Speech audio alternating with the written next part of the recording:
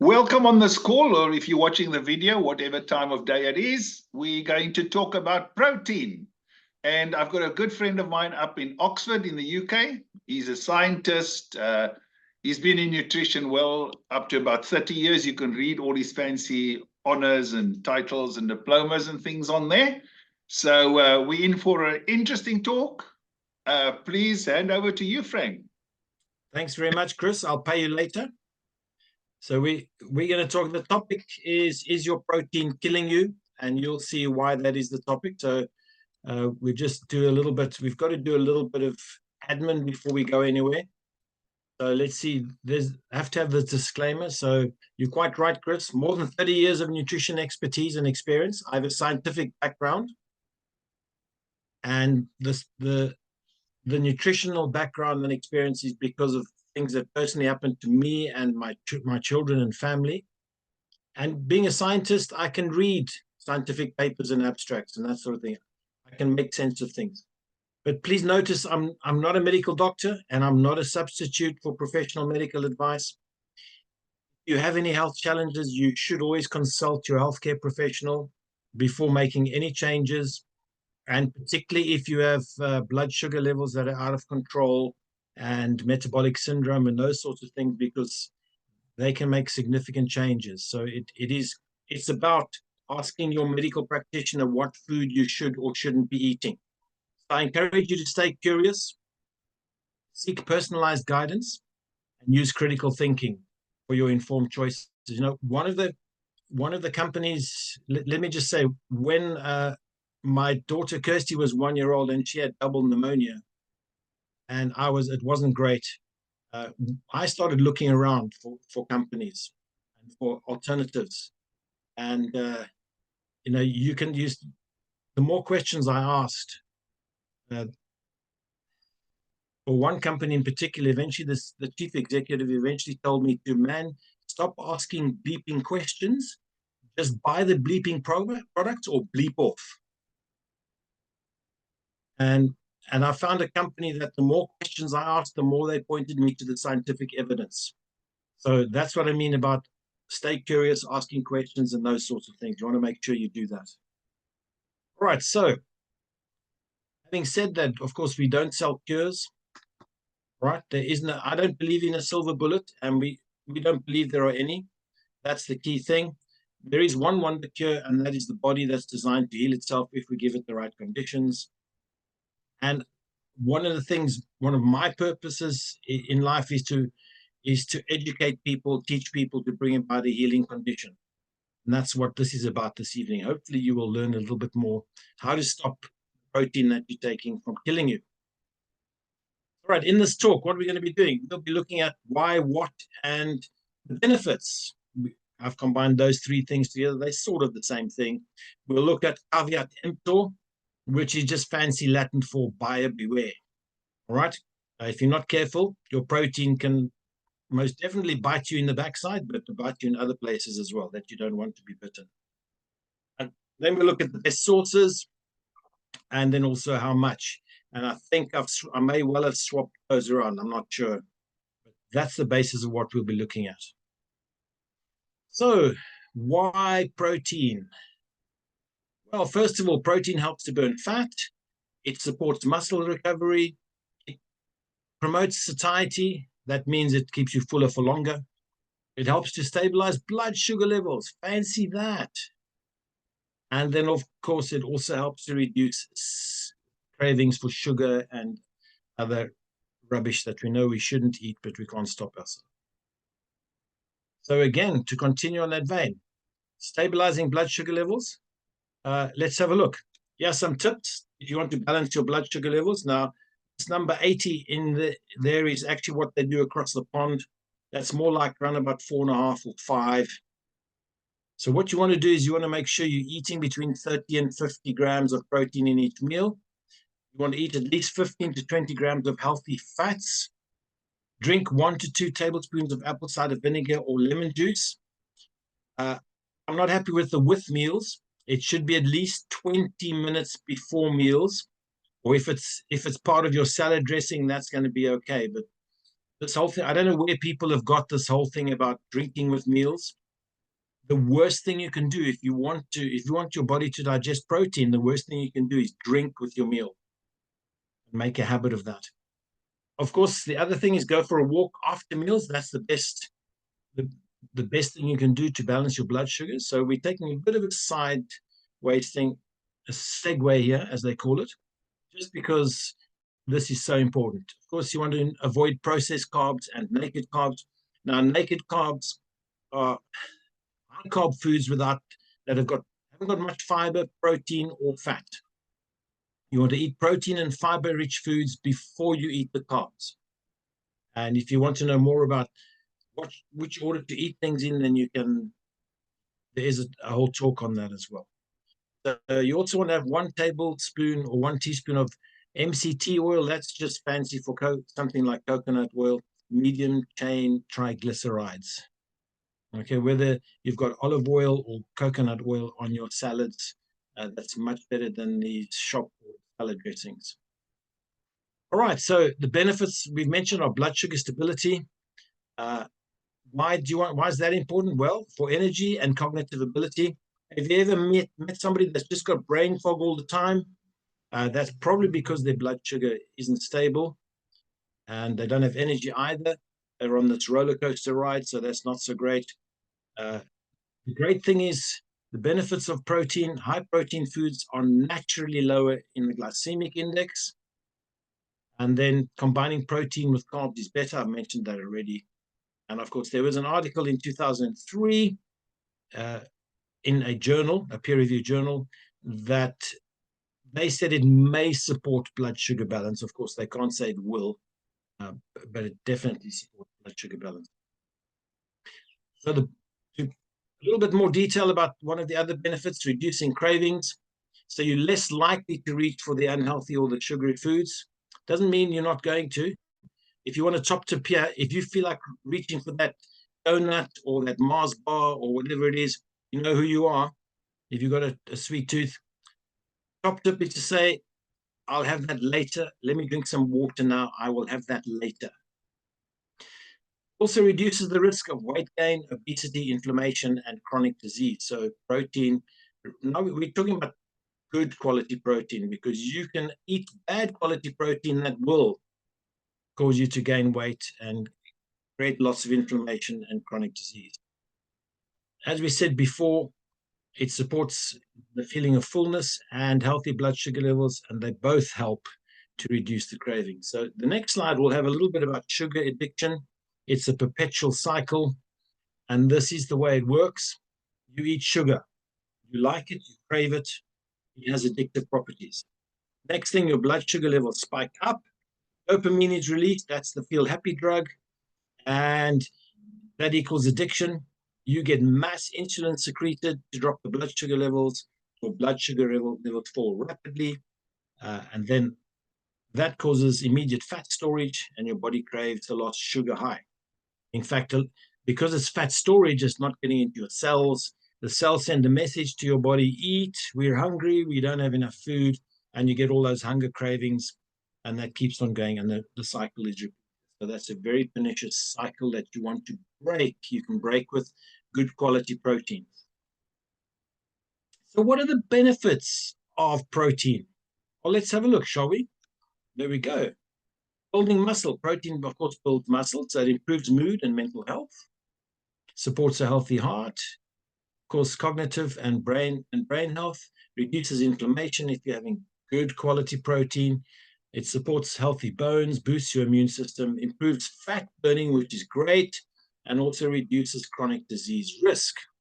So there we go. Those are the benefits that we mentioned. Remember, I said we're going to talk about why, what, and the benefits.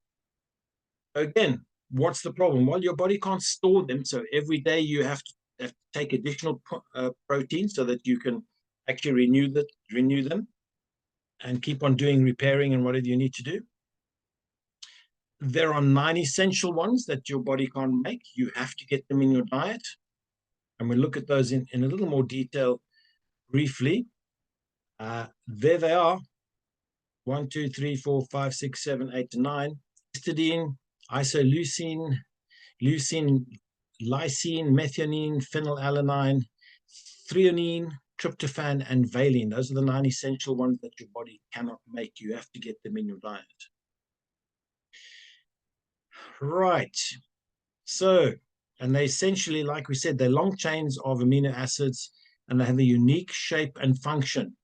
And the bad thing is, if you're having too much sugar in your blood, then what happens is these chains, sugar changes the shape and function of the protein.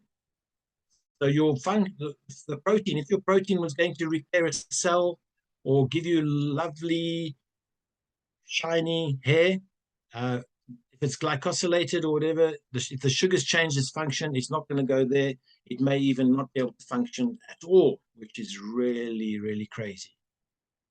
Right, we said caveat emptor, warning, it's buyer beware. You've got to beware. There are so many of the things out on the market. My guess is, what do you think is the percentage of trashy protein out there? Sad thing is, protein, like everything else in the nutritional market, is not regulated, which is very sad. I think it'd be awesome if it was regulated, because we'd lose more than 90% of the trash out there. So why do you have to beware with bad protein? It's because it messes your kidneys, and I'll show you. I don't think I shared with sound, so I'm going to have to change that in a bit. And it causes massive inflammation if you're not having the right protein. We're going to hear from one of the top certified nutrition consultants in the world, what the state is, why you want to be careful when you're choosing a protein. So let's hear from Louis Smith. Then you'll look at and be radiant. Now, why are you going to be radiant? Because I tell you, we're the light to the world. You just look at protein shakes out there. I would estimate 70 to 80% of protein shakes lead to kidney failure. And that to me is terrible. Did you know that in California alone, there are 22,000 people waiting for new kidneys, and most of them are in the sports industry because they're taking products that harm their kidneys. If you're going to take a product, you want to make sure that the manufacturer has gone the extra mile, just that extra little bit, to turn that protein, which could harm the kidneys, into a product that can help the kidneys. So let's have a look. The Clean Label Project in 2018, I can't believe it, that's more than 6 years ago, did a protein powder study. And they found, if you're taking shop bought protein powders, 70% of them had lead, 74% of them had cadmium, and more than half of them had BPA, which is a serious endocrine disruptor, giving false estrogens, giving men moobs, and all sorts of things. So they tested 134 of the top selling powder products. There we go. And hey, all this sort of thing, everybody says get away from meat. The plant-based powders were the worst. Garden of Life raw protein was ranked last. Okay. And the non-organic ones, how much worse is organic to non? You think, well, surely organic's going to be better. Well, the organic ones had up to 1.5 times more arsenic in them. They had, what do they have there? Let me see if I can get that out of the way. They had up to 4.8 times more cadmium in them, and they had 1.5 times more lead in them. Isn't that shocking? It is absolutely shocking. And then while we're on protein, of course, the big buzzword, I don't know if it's still a buzzword, but anybody heard of collagen? You've got to take collagen supplements. Well, I'm sorry for you. It's just a big waste of time. Any scientist worth their salt will tell you that collagen, if you take collagen supplements, most of it's a waste of time. It's not going to get where it needs to. Your body makes collagen, and it needs, guess what? Protein or amino acids and vitamin C to make it. That's all that you need. Okay, so let's have a look. What's going on with the collagens? Okay, so there we go. Collagen investigation. This is only 4 years old. So based on the products that were tested, they tested the top 28 collagen products for arsenic, cadmium, lead, and mercury. There's a 100% chance that you're taking mercury if you're taking a collagen product. Isn't that shocking? You think it's helping you, but it's actually harming you. That is absolutely Disgusting. Right, so let's continue. Beware the buyer. Buyer beware. You've got to be very careful what you're taking. So what's the problem with protein powders? Well, most of them are processed. I don't know if you know, if you ever cook eggs or any type of protein, that lovely smell, if you're frying eggs, that lovely smell of the fried egg or the meat as it goes nice and brown, that lovely smell that comes off there is you've actually changed the nature, you've denatured the protein, you've changed it, you made it more challenging for your body to use it.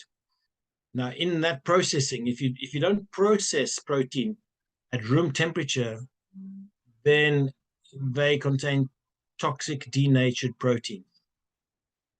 And then if you eat too much protein without fat, it can lead to calcium depletion, which then leads to bone weakness, eye problems, and immune issues. And of course, your heart needs your blood calcium. The calcium in your blood needs to be at 2% all the time so that your heart can actually rest between beats in that calcium bath. So you always want to make sure you're eating plenty of fat with protein. Again, good fats. Please, none of this cooked under high temperature vegetable fats or oils. That's the worst thing to be having as well. You want to make sure if you're having, you want to make sure you're having something like an MCT, medium chain triglyceride oil. So healthy ways to get protein, add, I don't know, I know one of the fashionable things is to have what they call bulletproof coffee. You make yourself some coffee, you add some butter to it, and you add a raw egg, and you blitz it up in your blitzer, and you drink it like that.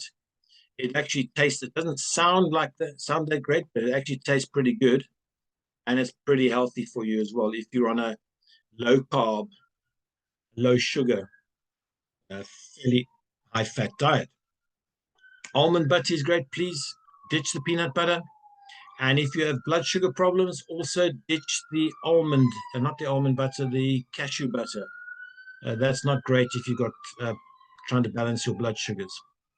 So you can add those to a high quality protein powder, but we're going to talk about why add it if it's complete. We'll find something that's pretty complete.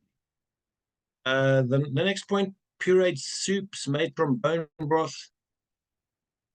It's not something I tried, not something I'm too keen on, unless you're certain of the source for the bone broth.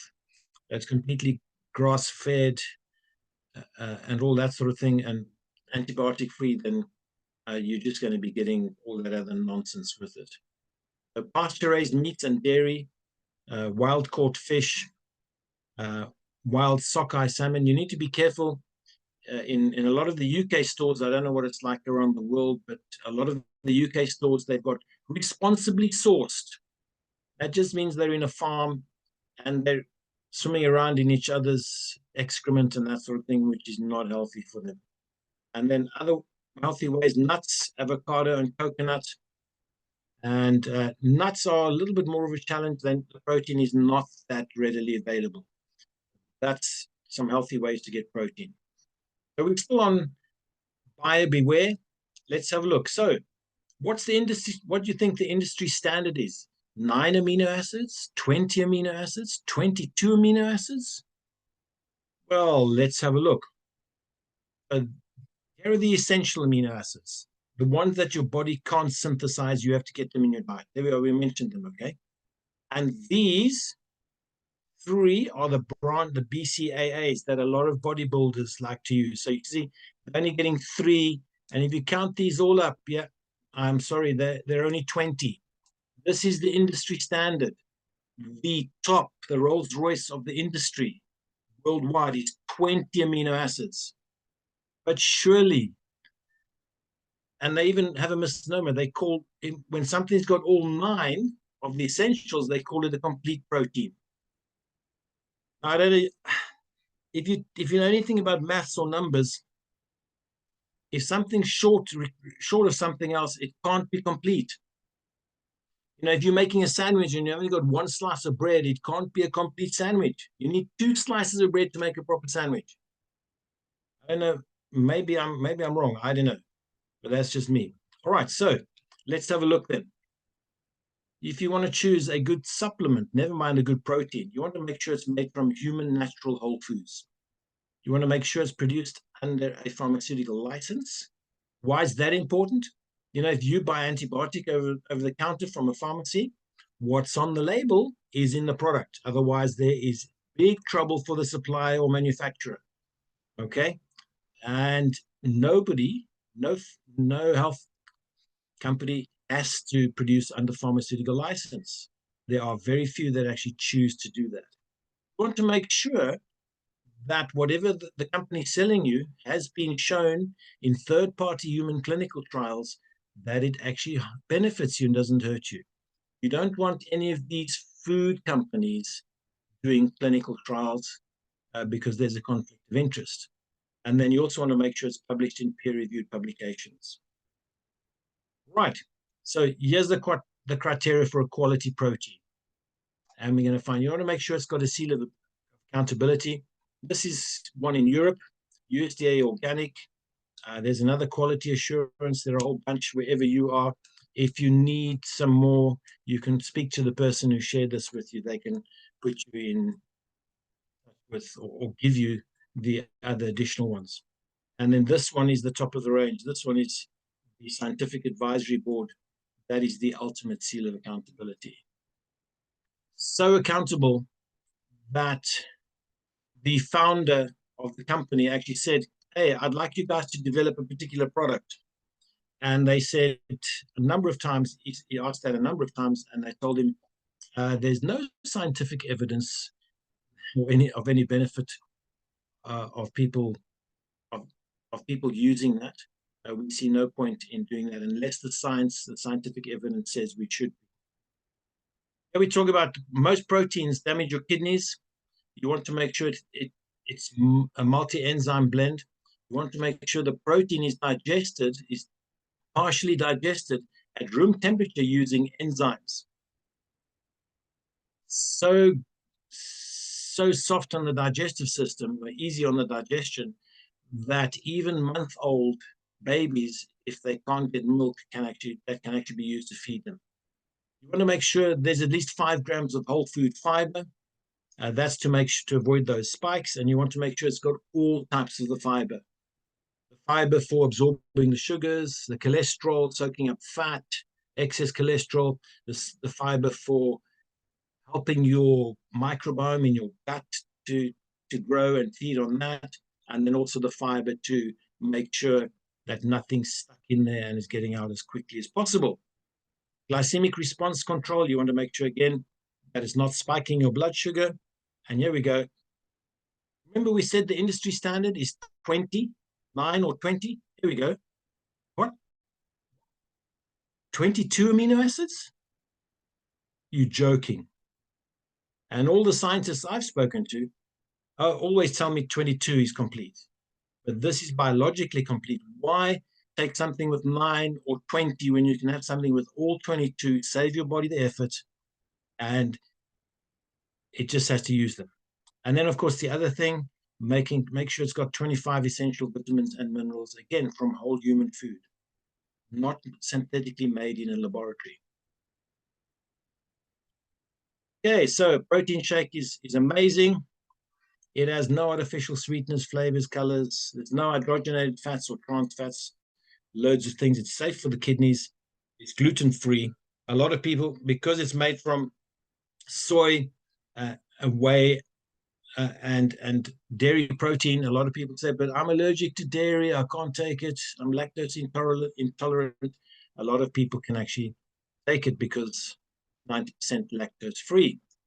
And they remember, we spoke about all those things: increased energy and focus, muscle growth, weight loss or management, repairing and rebuilding tissue, easy digestion. That's the key thing. Again, clinical test done by independent review board, okay, Medicus Research, not paid for by the company that produces the protein shake. Really crucial. All right, so hopefully you're becoming more and more aware of whether your protein may be killing you. Let's have a look at some of the best sources now, shall we? So here are the best protein sources. Grass-fed red meat. Oh dear, one of them's gone. You remember we said on that one? Organic plant protein powders. And then also collagen protein powders. I'm afraid those two, I wouldn't agree with those two at all, but the rest are fine. Okay. Right. So how much should you have? Well, let's have a look. If you're active, if you like Barbara who loves to run, or if you like me, whenever they get the urge to run, I lie down until the urge goes away. This one isn't for me. Okay. If you're active, then if you want to lose weight while maintaining an active lifestyle, then this is what you need to do.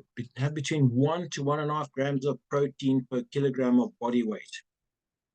Okay, so it's 50%, 50 to 70% of your body weight in pounds in grams of protein per day. So let's go back to kilograms. If you weigh 100 kilograms, you need to be having between 10 and 15 grams of protein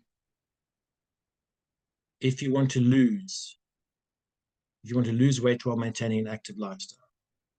If you know your weight in pounds, so if you weigh 100 pounds, or let's say you weigh 200 pounds, then you need to be taking 100 to 140 grams of protein every day if you're active. All right.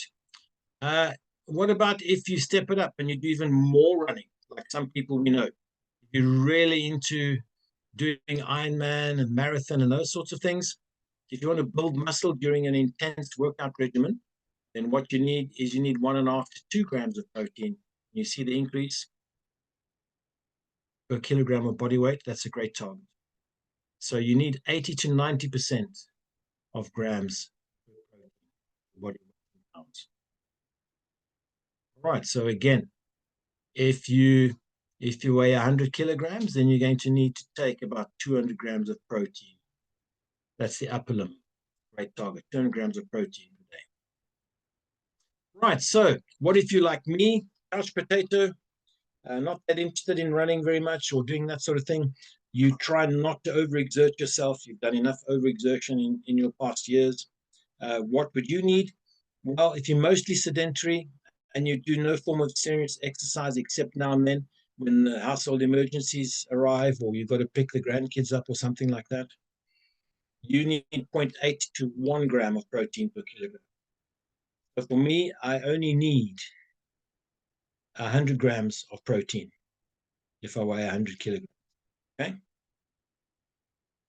And last but not least, if you have chronic disease, in other words, if you have something like diabetes, arthritis, or metabolic syndrome, or anything like that, or high blood pressure, then you need to follow a low carb, low sugar, I hesitate to say diet, low carb, low sugar lifestyle, and you need 0.8 to 1 gram of sugar per kilogram of body weight.